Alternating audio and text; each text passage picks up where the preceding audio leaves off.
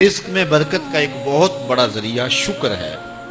ارشاد فرمایا لَإِن شَكَرْتُمْ لَأَزِيدَنَّكُمْ، اگر تم شکر کرو گے وہ تمہیں اور زیادہ عطا کرے، اور اگر تم شکر نہیں کرو گے وَلَئِن كَفَرْتُمْ، کفران نعمت کرو گے، إِنَّ عَذَابِي لَشَدِيدٌ، تو پھر میرا عذاب بڑا سخت ہے۔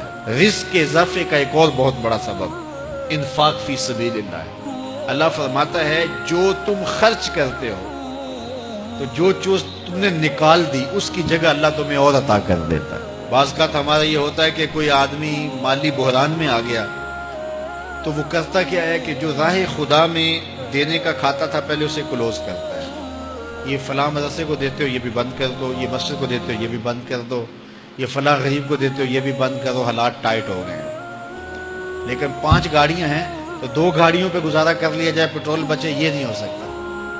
گھر کے لچھن وہی ہیں لیکن بند کہاں سے کیا؟ جہاں سے رزق آنا تھا۔ ہمیں تو یہ حکم دیا ہے جب رزق تنگ ہونے لگے صدقہ دے کے رب سے کاروبار کر لو، صدقے سے تمہارے رزق میں اضافہ ہوگا۔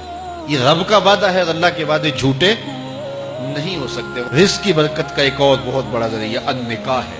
فرمایا اگر تم نکاح کرو گے تم فقیر ہو وہ تمہیں غنی کر دے گا۔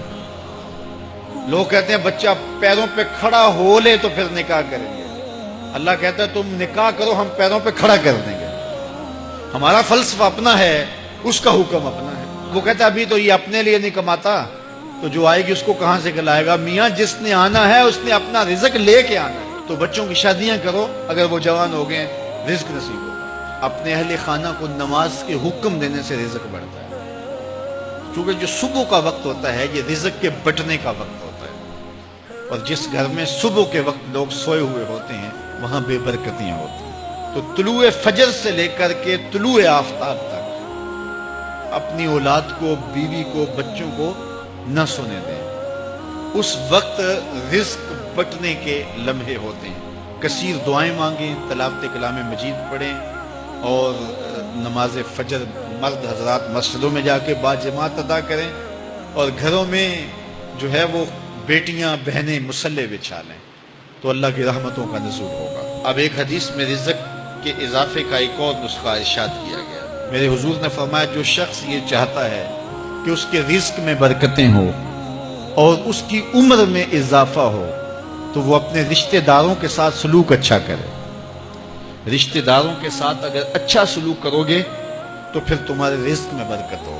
غریب ہیں تو ان کی مدد کرو، ان کی بیٹیوں کی شادیاں اپنے ذمے لے لو اگر اللہ نے آپ کو وسعت دی ہے، ان کی پریشانیاں بانٹ لو، ان کا قرضہ ہے تو اتارنے کی کوشش کرو، ان کو مشکلات سے نکالنے کی کوشش کرو۔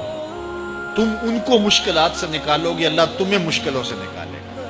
تمہارے رزق میں بھی برکتیں ہوگی اور تمہارے مال میں بھی برکتیں ہوں۔ فرمایا بہتر صدقہ وہ ہے جو ناراض غریب رشتہ دار کو دیا جائے۔ اگر وہ پھنس گیا ہے، مجبور ہے، ناراض ہے، تو اس کو اگر دیں گے تمہارا نفس اس میں شامل نہیں ہوگا، تو یہ افضل صدقہ ہے جو ہر صورت میں قبول ہی قبول ہے۔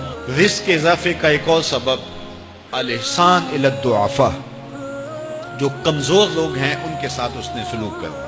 الانفاق علی طلبۃ العلم، طالب علموں پہ خرچ کرنا، یہ بھی رزق میں اضافے کا سبب اور ذریعہ ہے۔ وہ حضرت بابا فرید نے کہا نا 6واں رکن دین کا روٹی ہے۔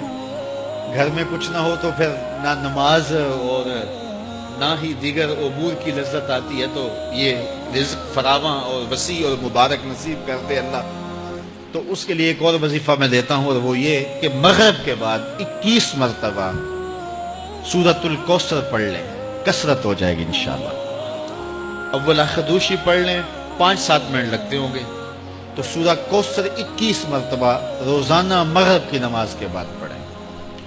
اور اگر بہت زیادہ مسائل ہیں تو ہر نماز کے بعد پڑھ لیں، تو انشاءاللہ آپ دیکھیں گے کہ گھر میں برکتیں اترتی محسوس ہوں گی، انوار کا نزول ہوتے محسوس کریں گے۔ تو یہ وہ رزق کے اسباب ہیں، اگر ہم اختیار کر لیں تو ہم اللہ کی خاص رحمتوں کے حقدار ہوں گے۔ اللہ ہم سب کو رزق حلال، رزق وسیع، رزق سہل، رزق مبارک، رزق فراواں نصیب فرمائے۔